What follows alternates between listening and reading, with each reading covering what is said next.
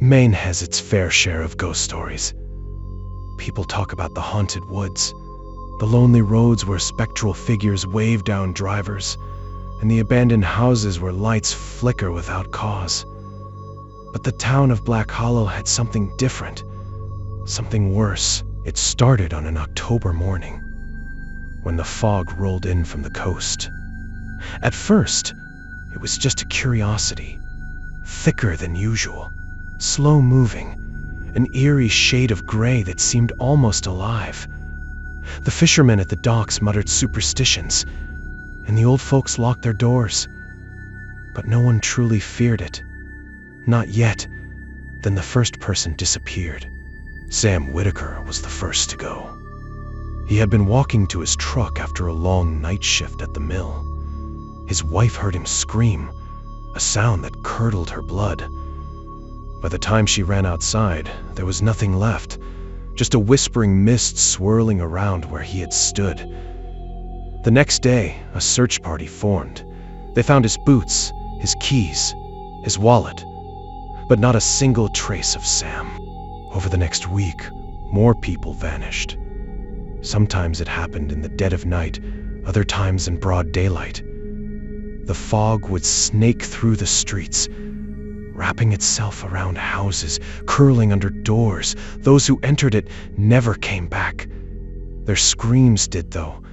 Their voices echoed through the mist, distorted and twisted, crying for help that would never come. The town fell apart. People boarded up their windows, refused to step outside. Phones stopped working. The police department was overwhelmed, their radios filled with static whenever they tried to communicate. Something was inside that fog, and it was watching. That was when Dr. Alan Grayson arrived. A scientist from Boston, Grayson had studied atmospheric anomalies for years. He had heard whispers about Black Hollow's problem and came with a small team armed with sensors, cameras, and the kind of arrogance that made scientists believe they could explain the unexplainable. He stood at the edge of the fog, his boots planted firmly in the damp earth. The air was unnaturally cold. He exhaled and his breath curled like smoke, mixing with the mist. "We'll take readings first," he said. "We need to understand what it is before we do anything rash." His assistant, Molly, swallowed hard. "And if we don't understand it?" Grayson didn't answer. He took a step forward, the fog licking at his ankles. The whispering began. It was subtle at first, like wind moving through dry leaves. Then the voices took shape, soft, murmuring words that slid into his ears like poison. "Alan!" His breath hitched. He turned to his team. "Did you hear that?" They nodded. Their faces were pale, their eyes darting into the endless gray. "Alan." The voice was closer now. Familiar. His mother's voice, but she had been dead for 10 years. A shiver ran through him. Logic screamed at him to retreat, to get the hell out of there. But something deeper, some primal part of him urged him forward. He took another step, the fog rising to his waist. "We've missed you, Alan." He couldn't breathe. The air inside the fog was thick, pressing into his lungs like wet cement. He turned back to his team, but they were gone. Vanished. The last thing he saw of them were their wide, terrified eyes as they were pulled into the mist. And then Alan was falling, or floating, or maybe both.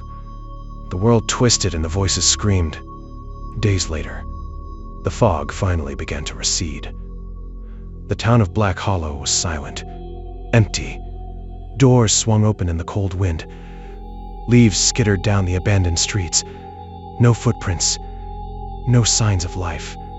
Just a whispering mist that lingered in the air, curling around the buildings like a serpent. Watching, waiting, and if you stood very, very still, you could still hear them. Screaming. 3 months later, Black Hollow was declared a lost zone. The government fenced it off with barbed wire and warning signs. Environmental hazard, do not enter. No one was allowed in or out. Satellite images showed nothing but swirling gray, until the fog returned. This time, not in Black Hollow. It began to appear in other towns, always by the sea. First in Rockport, then in Edgewater. Always quiet, always slow, and always whispering. Reports trickled in. People missing. Radios failing. Screams heard from nowhere. But something else happened too. A boy named Liam, 20 years old, was found wandering on the edge of Black Hollow. Barefoot, shivering, eyes wide with terror. He had gone missing from Arkansas, hundreds of miles away. No one could explain how he ended up there. When they asked what happened, he only said one thing. They're building something in there. A body made of voices. Weeks later, a shortwave radio operator in Nova Scotia picked up a strange transmission. Static at first, then the sound of wind. Then this is Dr. Alan Grayson. If anyone can hear me, it's not weather. It's alive. It's learning to speak through us. The signal cut out, but it came back again the next night. Same time, same words. Then something new. A laugh. Not human. More operators began hearing it across the world, and then came the final message, recorded by a ham radio enthusiast in Japan. Black Hollow was the mouth, but the fog is the breath, and it's spreading. If your heart is still beating, you've only survived a piece of the story. For more nightmares, more whispers from the dark, hit that subscribe button and step deeper into the shadows. New horrors await. Don't just watch. Listen closely. Before it watches you,